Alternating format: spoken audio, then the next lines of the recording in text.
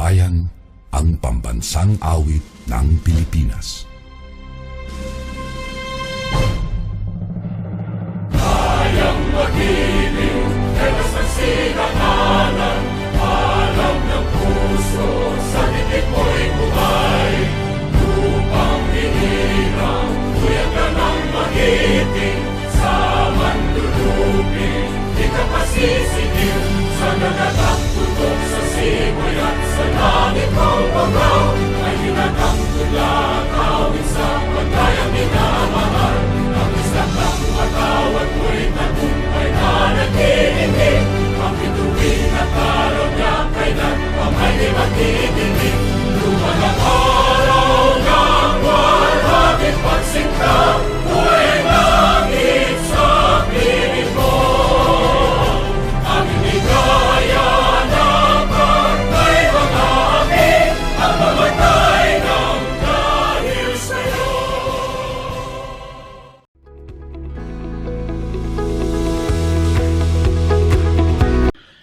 To our dear parents and students, greetings of peace and well-being. We begin again a new school year with hope and uncertainty. With hope because we remain hopeful that face-to-face classes would eventually be allowed to resume sooner than later. The quality of education has already suffered more than much. If there is one good thing we realized during this pandemic time is this: that there can be no substitute to on-site face-to-face classes as the most effective way of learning provisions to our children. With the favorable rollout of vaccine against the COVID-19 gives us the reason to hope that soon enough our children would be allowed to come back to our school. But still we continue to live in an uncertain situation with the new threat of COVID-19 Delta variant, more deadly than the previous ones. Is our conviction that our war against COVID-19 is far from over. As we continue our journey to uncertain future, we cannot afford to take for granted the importance of observing the defined safety and health standards.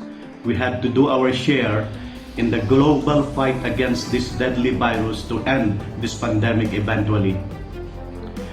With distant learning as the only approved modality of learning delivery up to the present, the challenges and demands to both learners and parents remain great.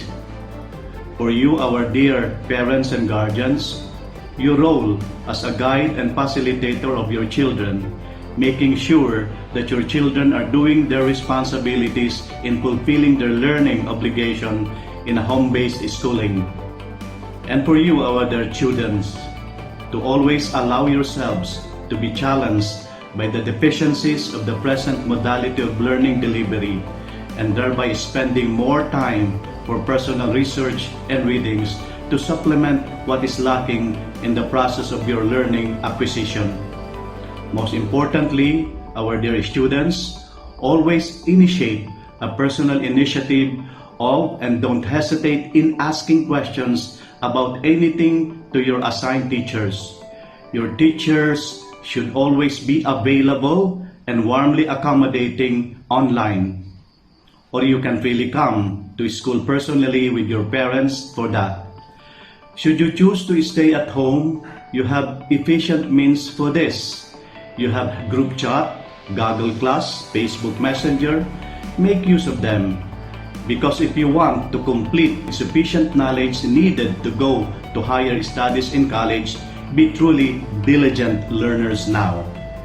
We don't know what is ahead of us, but we believe that what we are going through during this most difficult time would have a bright end, because God's way, His plan and purpose for us are always perfect and enabling. We keep hoping, we never stop praying.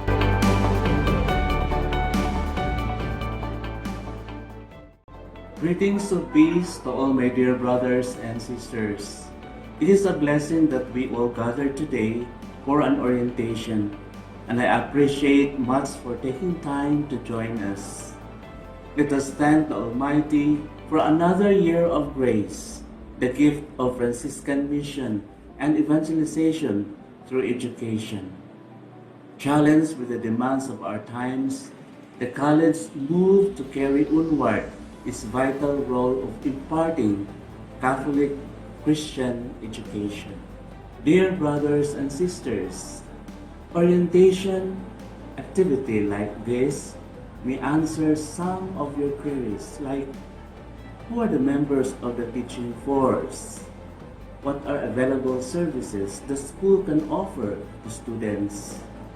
What about academic calendars, grading systems, the nature and character of the institution, its policies, and perhaps many more queries? Today's activity is a mandate of higher learning institutions that students be given proper orientation not only on flexible learning systems but also monitoring in their mental health, academic performance, and academic decorum. The main goal is to maintain continuity of learning, especially the most essential services like awareness of safety standards and protocols. My gratitude to the Students Assistance Services team, the department heads, the faculty who were so dedicated and mindful of their duties and responsibilities. They look forward to students' welfare and safety so that formation and learning that is integral and holistic can still happen this school year, even in these trying moments and whatever the situation might be. So my dear students, thank you so much. Welcome and have a good day. Pax et bonum.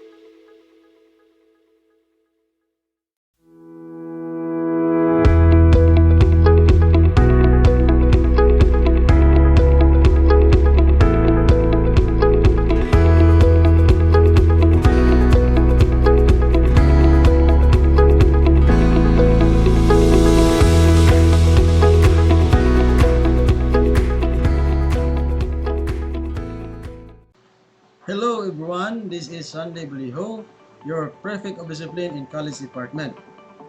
So now, my topic is all about the school policies.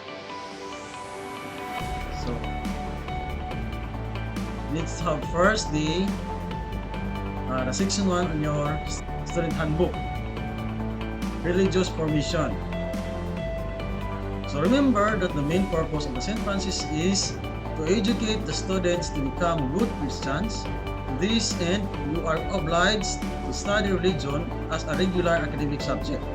Besides, what is laid down in the commandments of God and of the Church, so which is the Catholic Church.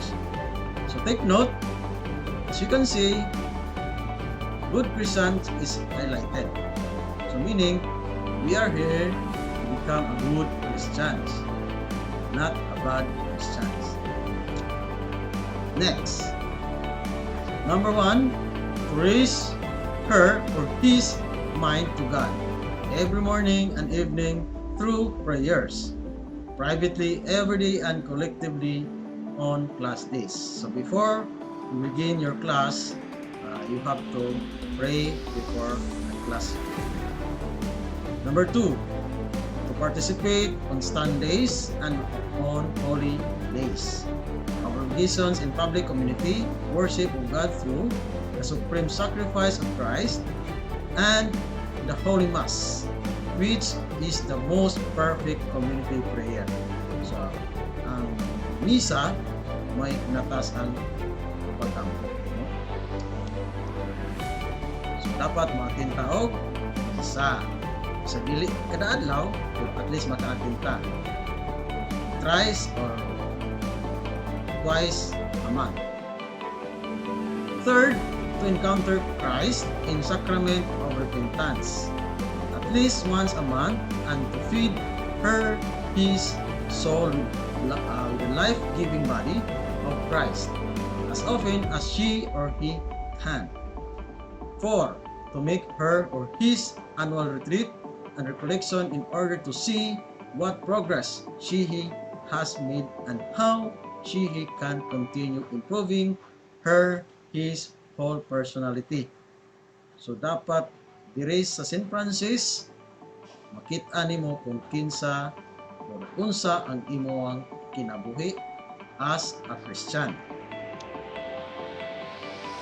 5th, to take part in the religious activities organized by the school. So example na ay misa by sponsor, no? So dapat ma-attend ta, no? 6, to pray before and after class recitation. So muna kung nina na mag-ampo ta o sita o prayer before class para ma-enlighten ato ang mind, makasabot sa dili masabtan. Okay. 7, every year level must take turn to sponsor a mass. So namo sponsor, like example BSIS, BED, BSIS, and by major or by class, no? The chapel. Number 1, the chapel is the house of God. Jesus is really present in the Blessed Sacrament. It is a place of prayer. So question, asa dapit makit-an ang tawag o Blessed Sacrament?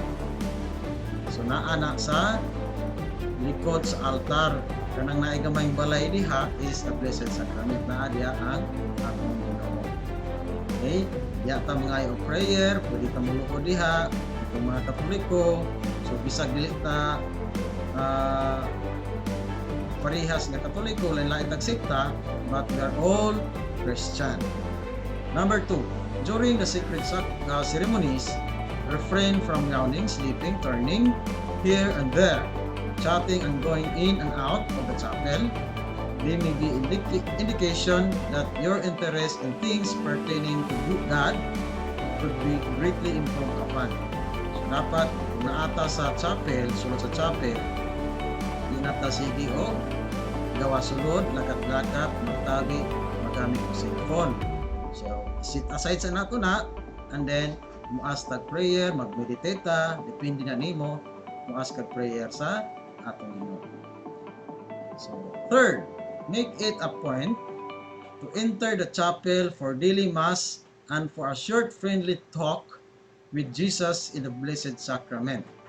So, whenever you can during the day. So, maybe na kay problema or wa kay problema, matukag chapel, makante mo muna, so muas ka o prayer. Malingkod lang ka dito sa chapel, kusig asa nga area, and then meditate ka, then hindi mo sa styles mo hang pag prayer. So let's go to the section 3, which is the college general information. So here, changing and dropping of subjects or course or major. So student will change subjects, course or major only within enrollment period.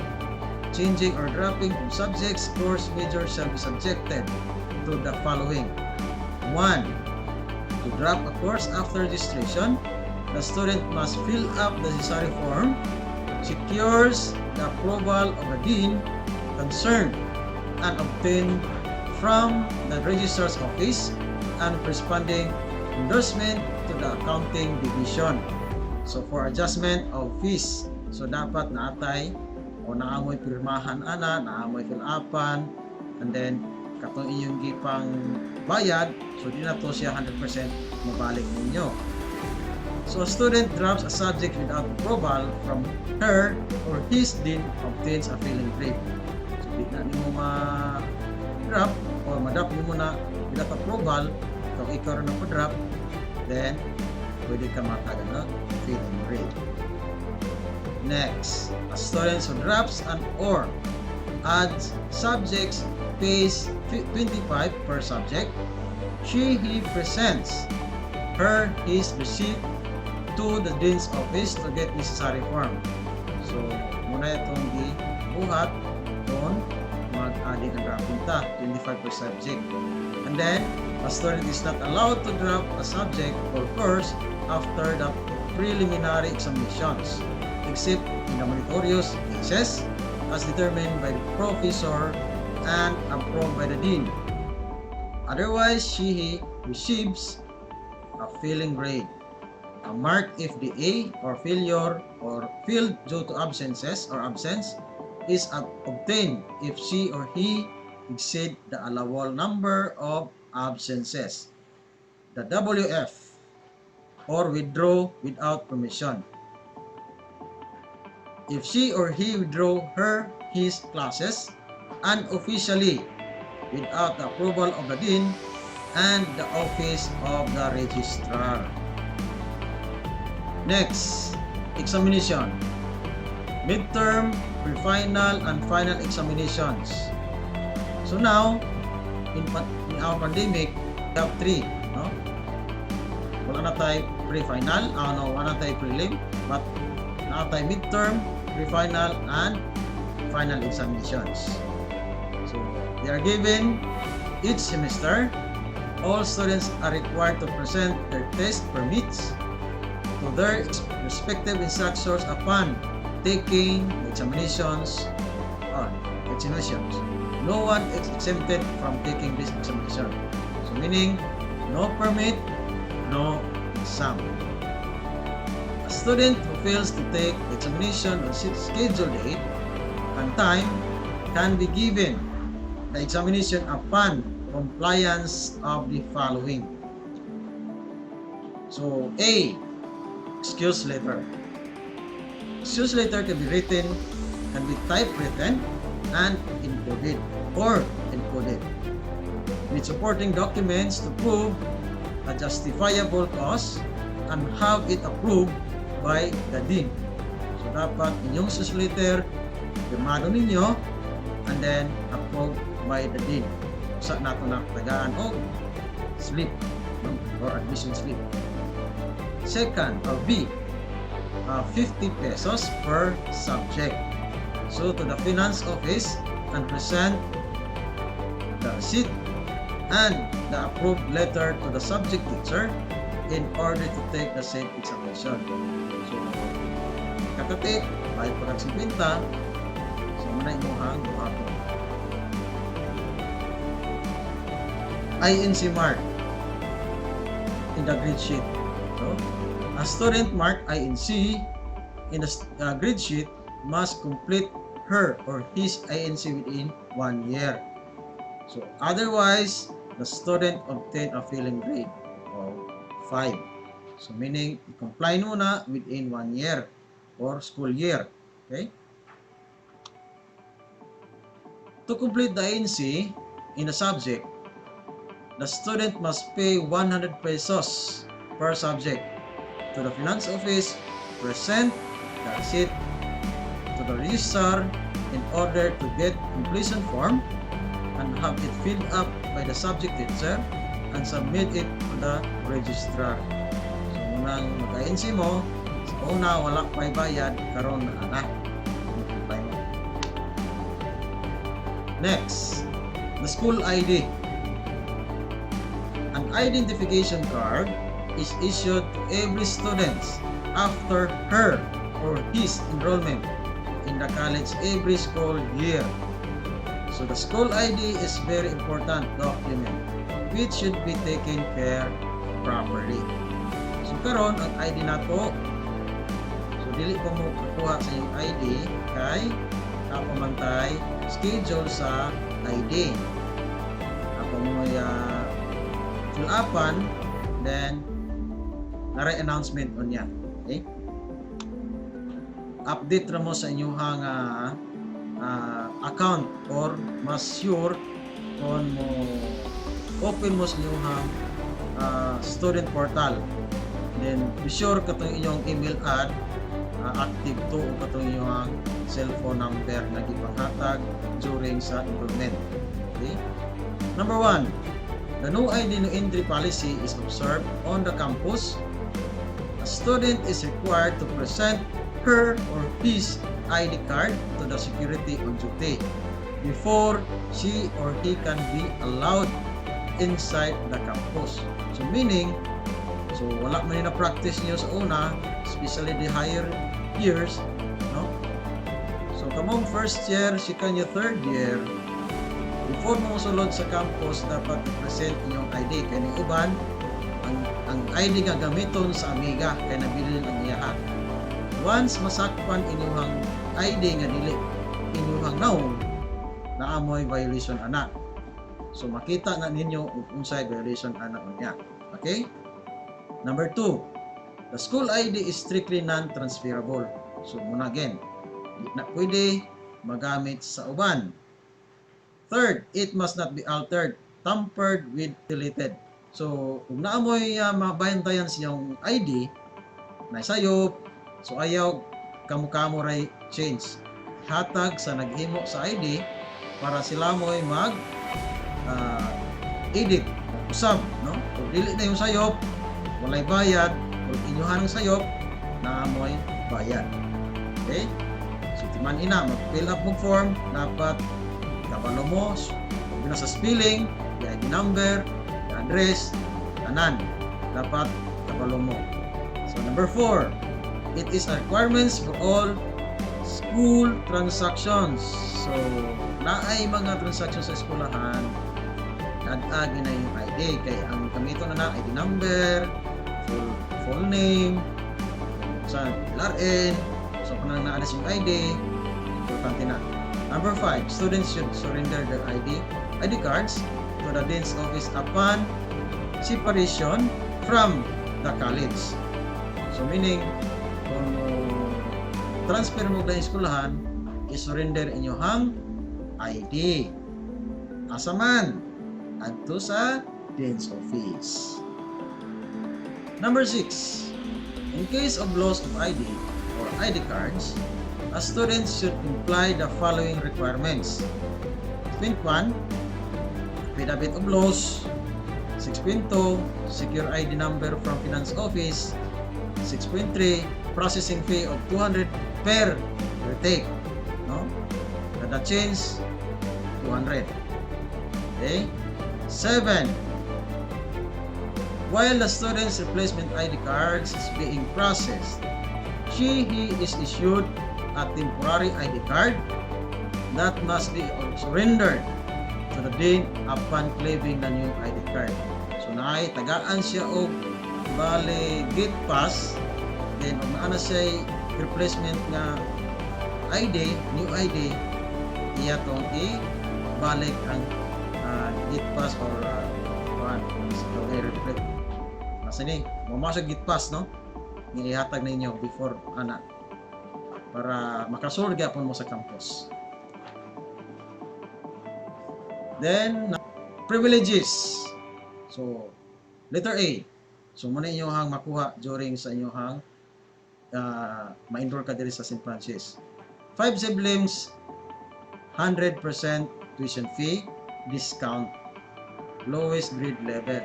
So daghan mo dire, 5 mo ka buok, 100% tuition only. So walay labot ang miscellaneous ug other fees ana ha. The same letter B, 4 brothers 100 and sisters 100, 3 brothers and sisters 50, 2 brothers and sisters 10, married couple 10, and then parent and siblings 10% on tuition fees for all students paying total fees only upon registration.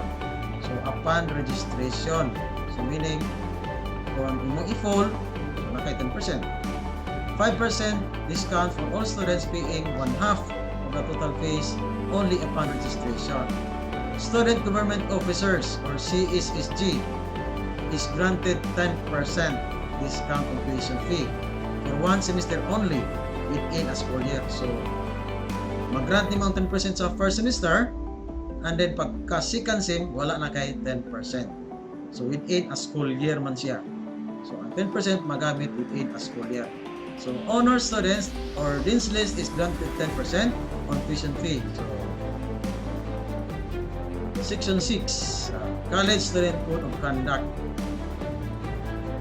One of the college objectives and commitments is to provide an education that will enhance human dignity through the development of Christian character. So these students' code of conduct is emphasized for the students to follow. 1. All students are expected to attend their classes regularly. In case of absences, students are required to submit a written explanation to the prefect of discipline. Nako, no? This explanation letter will also be presented to the dean or signed by the dean. Kung wala, ganina. Kung absent ko, sulat mo lang sus letter, papirmahe sa inyong parents, and then, pag-abot dire, papirmahan sa dean, o sa ipasa nako, para matagaan mo admission slip. No? Number 2, a courteous behavior is expected to students at all times and in all places. So kani wala na ni wala na ni magamit sa mga students karon. So bisan man ang gani og pag naagi ni teacher nga nagkuoy na taon, pero tan-aw ra sa kuan, tan-aw ra sa students, digit yung tabangan. Bisag nakalisod na si teachers or bisag pag-grade man lang, no? Tan-aw ra naong bisihan ra. So wala to greetings mitabo. So number 3, cheating in any form is strictly prohibited, such as exam, reports, sports, etc. So any kind of cheating, basta naglimbo ka, cheating, no? Namutmut ka, cheating. 4. Tampering of school records is strictly prohibited. 5. Disturbance in the classroom, corridors, playgrounds, and during school functions should be avoided at all times. So littering in hallways and in vacant rooms, strictly prohibited. So agi ninyo sa classroom nga na ay nagklase, ayaw ta mo pagtabi, no? Di mo makatawa, no? Kanang marumong nagkuan ba, nagpista. And especially sa mga motor ninyo niya, no? Kanang motor, mga naka-muffler. So dapat naar na sa parking area, ayaw dad-a sa taas or sa college department or sa magkakuan lang ka kay makadisturbo na sa klase, no? Every student should help keep the school neat and clean. So avoid littering put your trust in the trash cans. So keep school and clean. So, kita mo mga plastic diha, mga papel, mga dahon na dagko, palihog lang ko, punit, then butang sa trash cans. Di kay tan-awon lang. Namoy kindi, magkaon mo kindi, so kanang palot, butang nas bulsa, no? Kamuray labay na niya. Then, kung magkaon mo bubble gum, kung sulod mo sa classroom, please spit it before you enter the classroom. At tunas gawas idilin.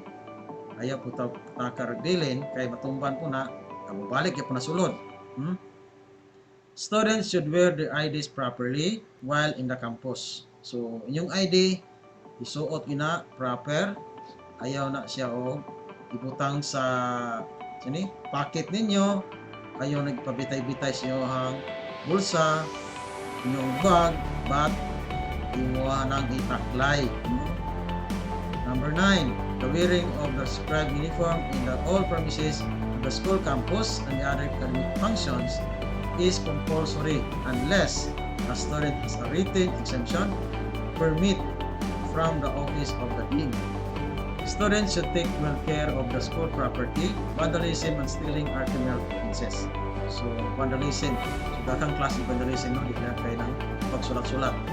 So, students are encouraged to join accredited school organizations and to participate in activities learned toward and rewarding students' life and good citizenship.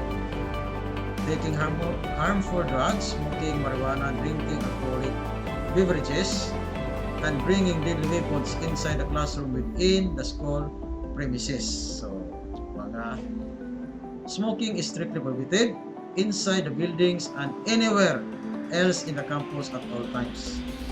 So, mag-smoke mo sa CR, balaan ang kinsay nag-smoke diha, na ay nag-aso-aso sa gawas, masudlan ta mo, o dili ako, o gwardya, o ini mga employees nga makatulan ka mo nag-smoke.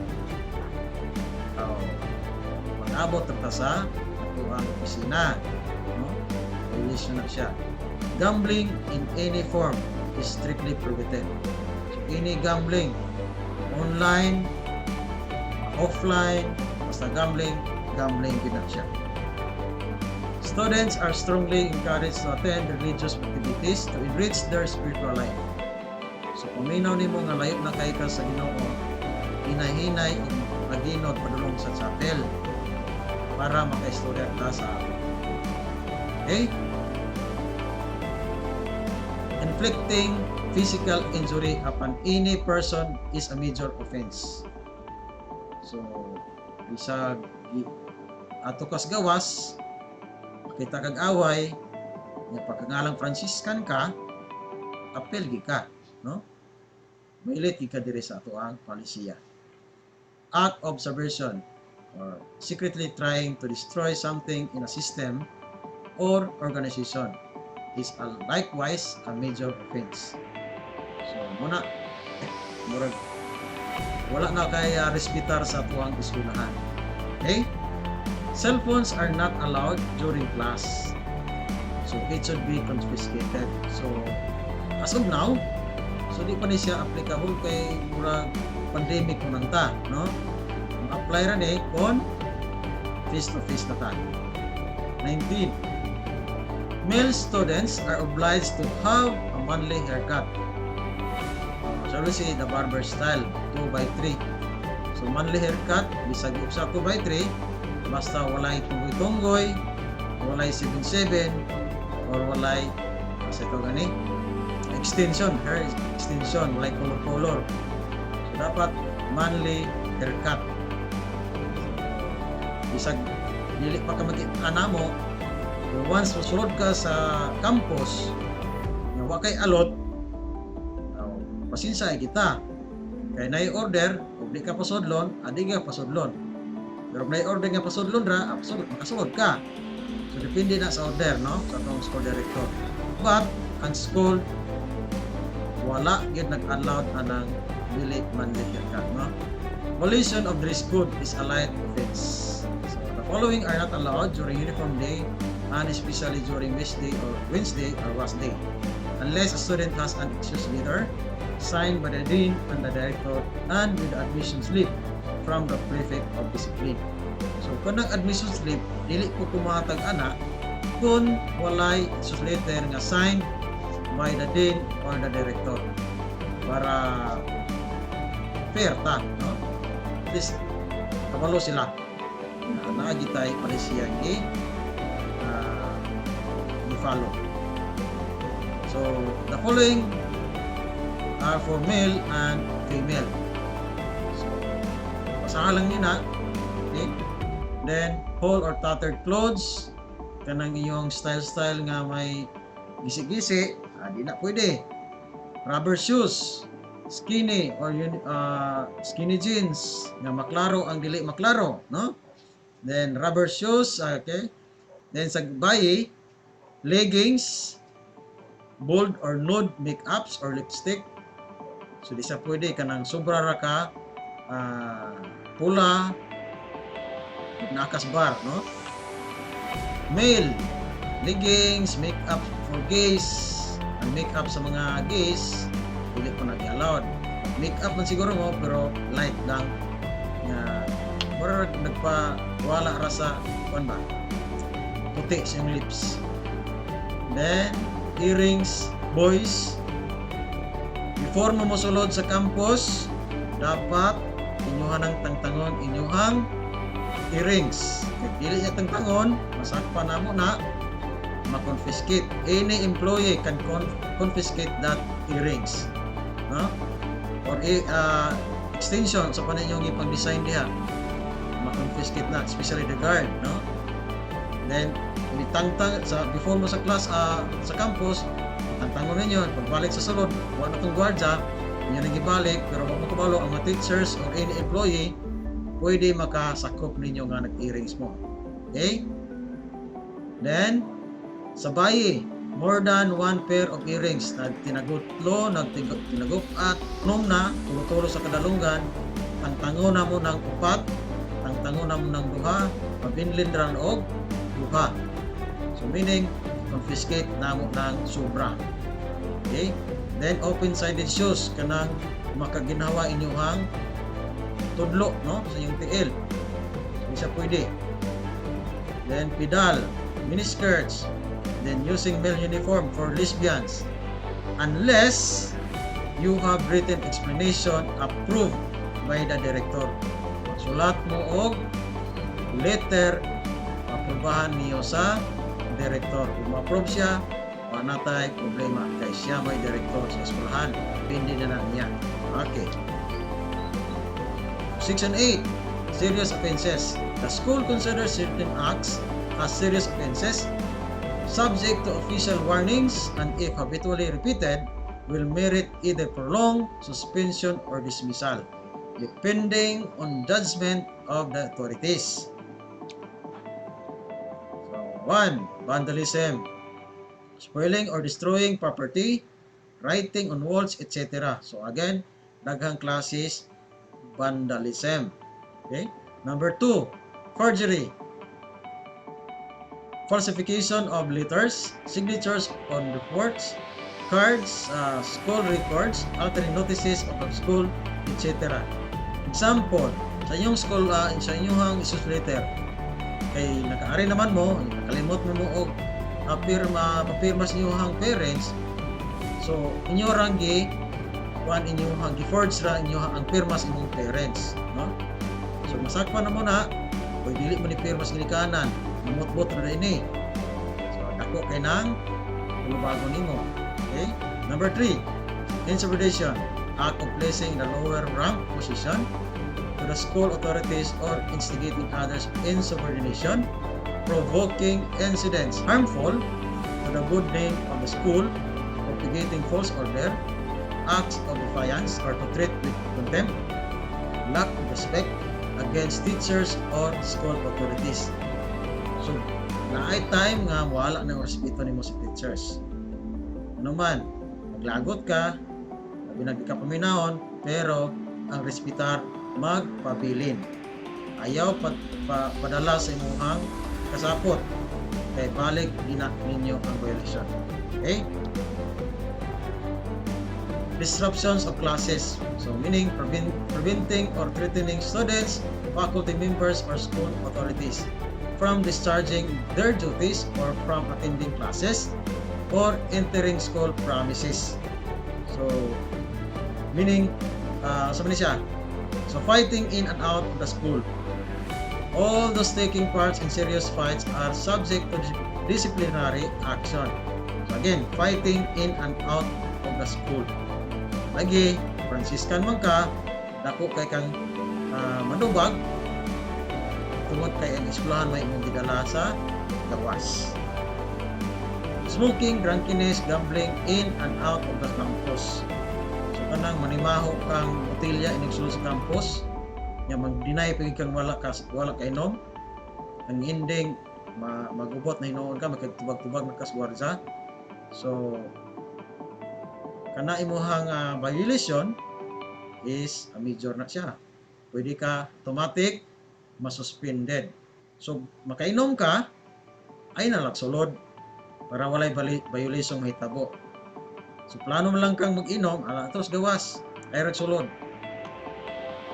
Cheating during test and examinations. Create your own. 8. Labi na karong mga modules na ta, no? Modular na ta. So, kalabanan, ang cheat na lang.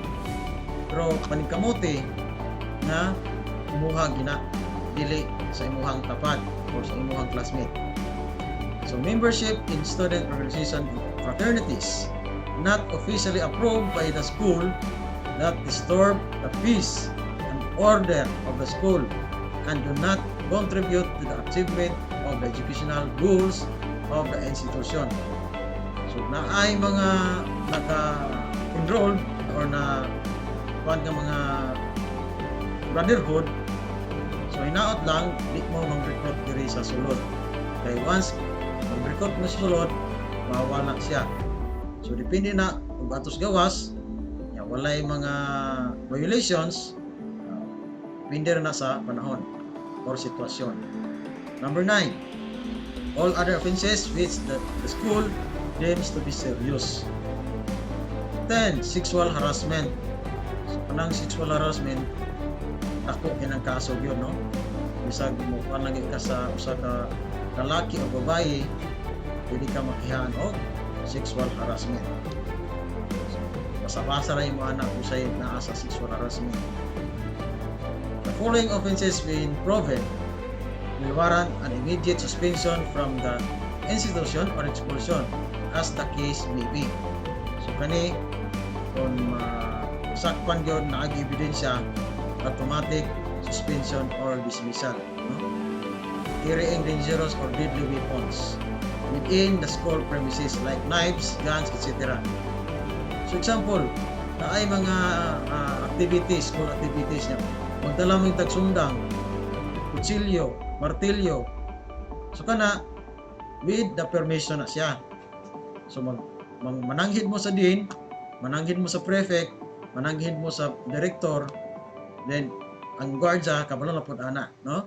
Nga, sir, magdala mi og gamit kay himuon na mo maghimong balay-balay ari kay project, no? So ini nga dili allowed, dapat atuang or mananghid mo before na isulod sa campus. Number 2, stealing in and out of the school. So simply again, ang stealing in and out, Franciscan ka, nangawat ka, eskwelahan ka po nung dala. Drug taking, drug pushing, or possession of drugs, the same, suspension or dismissal. Immoral conduct, possession or distribution of indecent publication or questionable literature contrary to the faith or the good of the country, bringing pornographic materials in school. 5, direct or indirect involvement in examination linkages. So example, during exams, kanang naagian kas ng kudigo, gitagaan ka o kopya. And then, bisag wa ka nagkudigo, pero naani mo ag ilahang kodigo napunta. So pwede indirect ka. Kaya gidawat mo nimo ang ilahang kodigo. Bisag wala nimo nagamit, pero wala pa nagbantay, magamat man nimo na. So pwede ka indirect.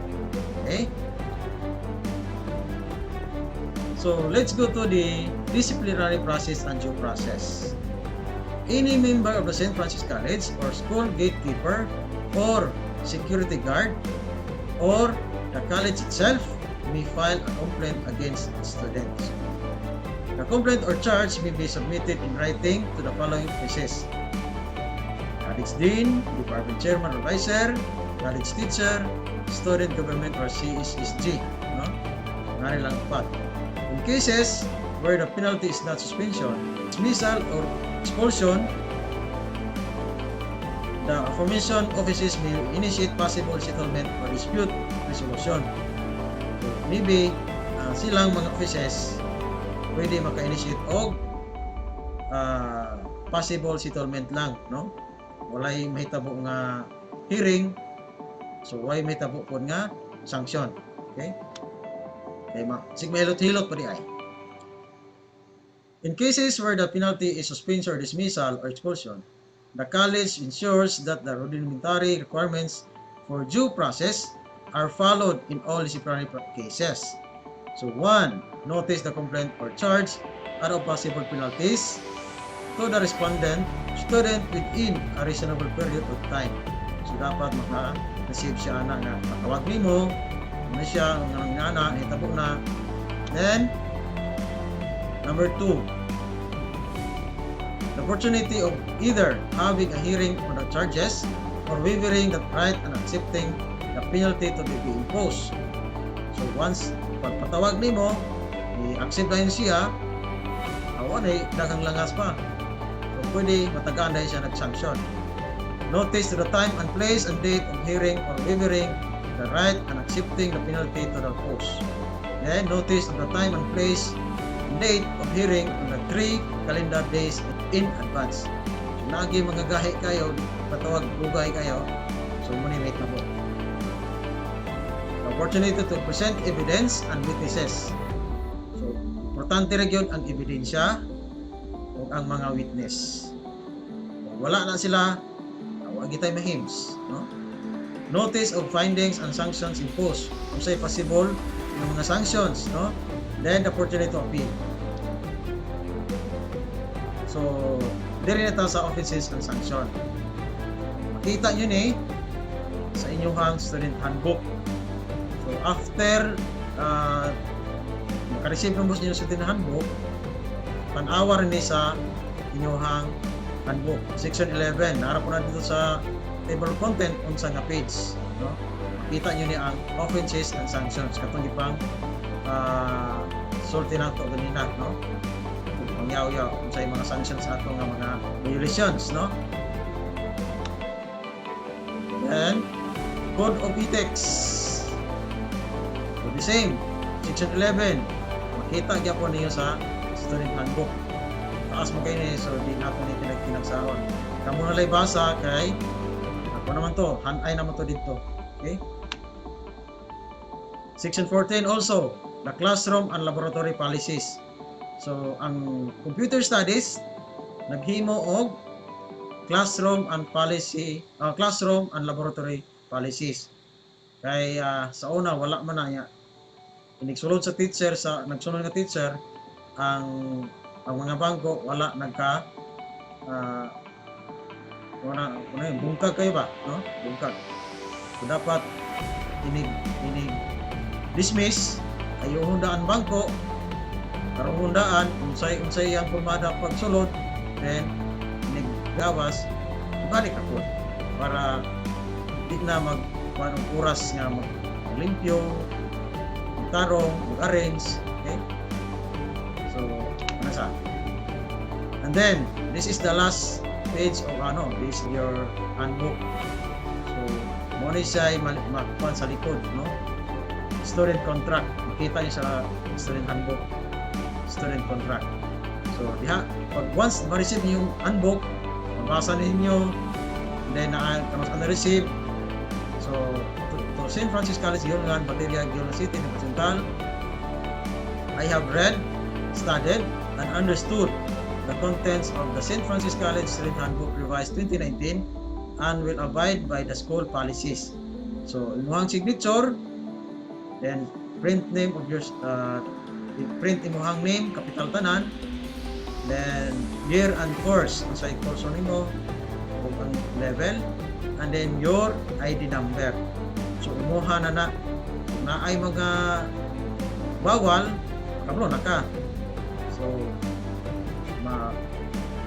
masakpan ka na sa imong violation, ang offense mo, din kabro na kag usay possible nga sanction. Okay? Please be reminded the parking area where you can park your vehicles. So namoy 4 wheels ay pang 4 wheel diha. Kung motor, napoy pang motor diha, no? Natay gipang parking area para parking area niya. Chapel where you can have your solitude with God. So using solitude, so kamura karo usa pero wala ka mag-inusara. Nganong wala ka mag-inusara? Kay naani mo diha si Jesus Christ or atong Ginoo. That is solitude with God. Privacy of the office.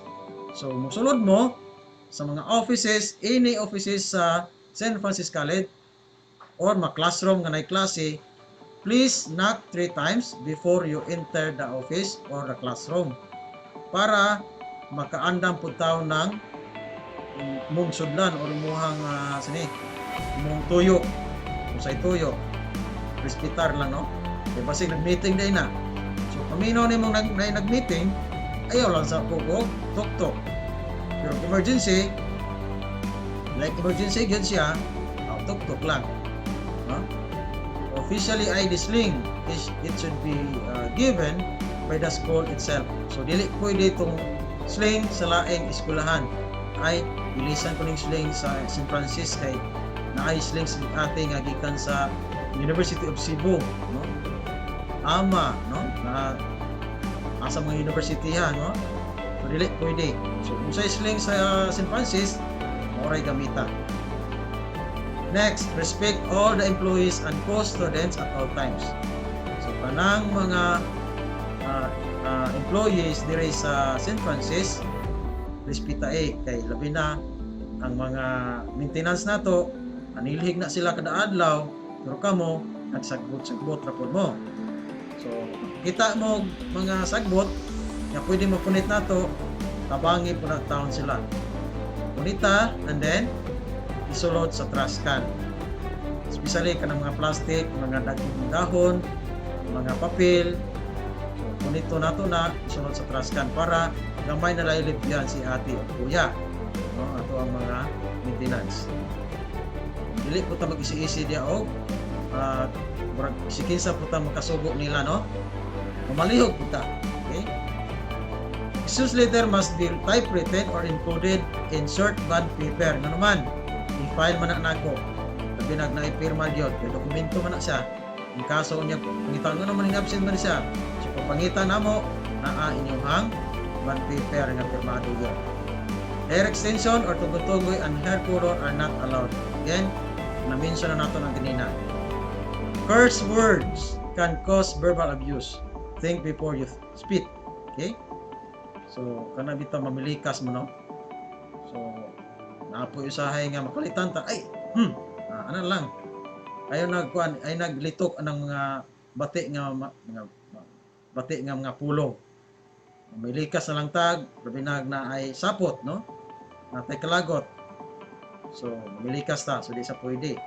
So, kaning college na to, kaning inyong student handbook, inyo haning makuha dito sa finance office or depende kung kinsay ma-assign na paghatag niya. Okay? So maybe ako or na ay person nga manughatag ana. So kay gibayaran niya especially the first year. Okay? Ang second year o katong third year, fourth year na sila na. So katong ma-transferee, returnee nga nangawala, so pwede mo palit o balik. Okay? turan mo sa finance office. Program dito. So that's all for this day. So ang inyong pangutana, pwede ra i-PM o i-comment. So that's all. Thank you for listening. Sinahin lang kita, wala man tayo face to face.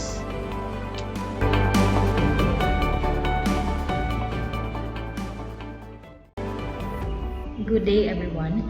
I am Hazel Pomada, your school nurse here at St. Francis College. I will be orienting you the minimum health standards and safety protocols.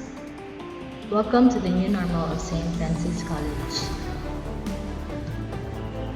First, mandatory wearing of clean face masks at all times, anywhere inside the school campus.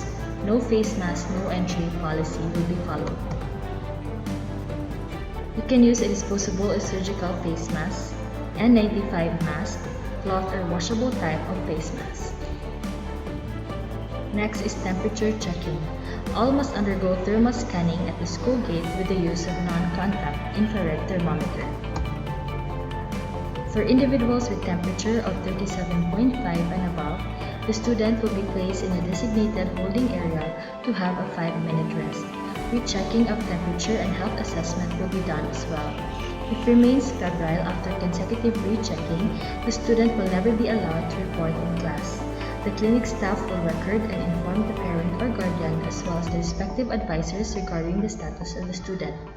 They are advised to stay at home, take adequate rest, and seek appropriate medical care to the nearest healthcare facility if there is persistent fever and difficulty of breathing.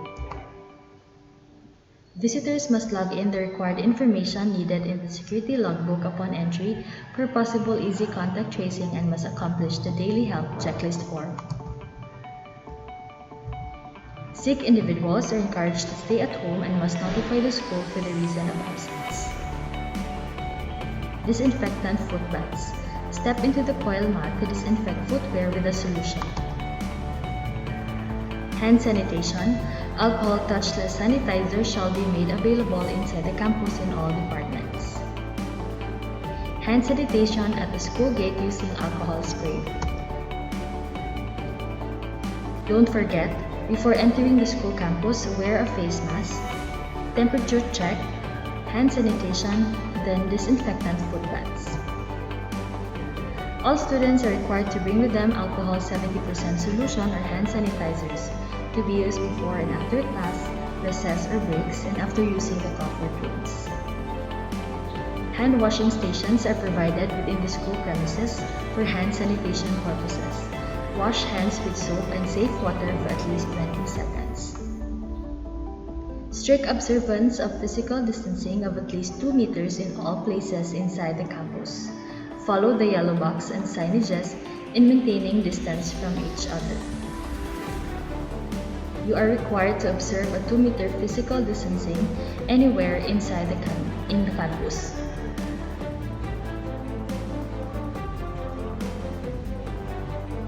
Practice a 1 seat apart when inside an enclosed area like library, computer laboratories, and amphitheater.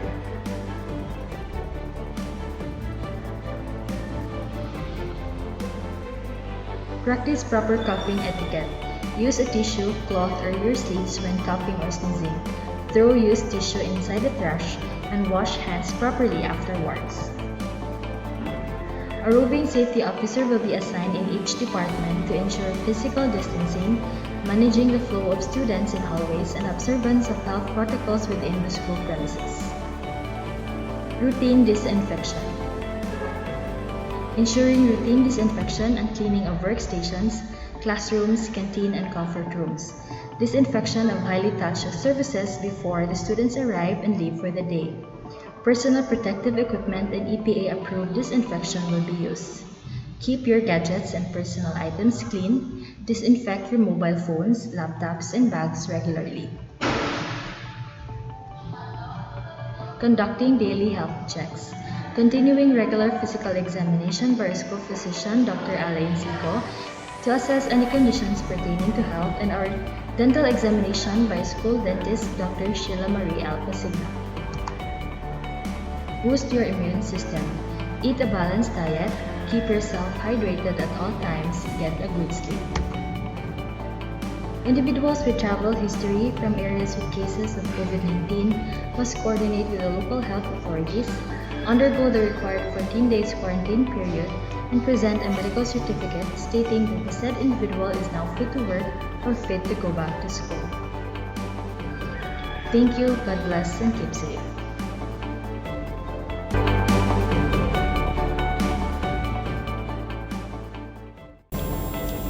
Good day. I would like to express my sincere appreciation on your decision to be a Franciscan, to let St. Francis College Gihungan be your partner in achieving your goals in the future. Thank you so much for enrolling at the Computer Studies Department. Rest assured that we will do our very best to help you learn technology that will pave the way to help you land a good job after studying Bachelor of Science in the Information System. Let's go over to what is BSIS. Bachelor of Science in Information System program is a 4-year degree program that teaches you, students, about hardware and computer software applications and how it can use or they can use or you can use them to collect, filter, process, create, and distribute data for business use. This course enables students to obtain a comprehensive knowledge and deep understanding of latest technology in information technology and its application to the business industry. It enables students to acquire the theoretical and practical skills needed to be a competitive information system professionals. Information systems allows you to take your career in a number of different directions. You will become a computer architect, a computer programmer, a computer system analyst, a database administrator, an information security analyst, an information architect, a web developer, a computer teacher or an information technology instructor, a software application developer, an office clerk or personnel to all offices, and a lot more. Now let's go over to what are the policies of the Computer Studies Department. Our basic learning modality is the printed module with soft copies on the Google Classroom. But your major subjects or the computer subjects your teacher will meet you online in a once a week basis or when the need arises. It will be through Google Meet, so you will be invited by your teachers through your group chat. BSIS. The day of the BSIS distribution and retrieval of printed modules is every Wednesday of the week with the following time. The first year will have it on 8 a.m. to 10 a.m. Second year will have it on 11 a.m. to 12 noon. While the third year will submit and retrieve it on 1 p.m. to 3 p.m. in the afternoon. And the fourth year will have it on the 4 p.m. to 5 p.m. on every Wednesday. And talking about major exams, there will be 3 major exams: midterm, semifinal, and the final, which will be announced, and the getting of the exam questionnaires will be on Wednesday of the exam week, and you need to return the answer the following day on the following time schedule again. First year, 8 a.m. to 10 a.m. Second year, 11 a.m. to 12 noon. Third year, 1 p.m. to 3 p.m. And the fourth year will have it at 4 p.m. to 5 p.m. Take note that the cutoff grade is 75 or 3.0. And when it comes to the retention policy, meaning students should be studying well, because if you are not going to study well or if you're not going to have good grades, then we would be forced to let you transfer to another school or to another another course. So every student is required to take a regular number of subject loads as prescribed by our department. However, there are certain rules being promulgated for students who have academic deficiencies. Students who incur failures corresponding to 9 units, or that corresponsibly 3 subjects, shall be allowed to enroll on a probation with reduced units by 20% of the total units in the curriculum year to give him/her more time to study. A student, after his/her second year of study, incurred failures or did not get the required grade of the subjects corresponding to more than 9 units accumulated, even if he or she has retaken and got passing marks in some of those subjects, shall not be readmitted unless he/she shifts to another course where he or she fits. Friendly reminder, make it a habit to pay your payables ahead of time. Good day and God bless us all.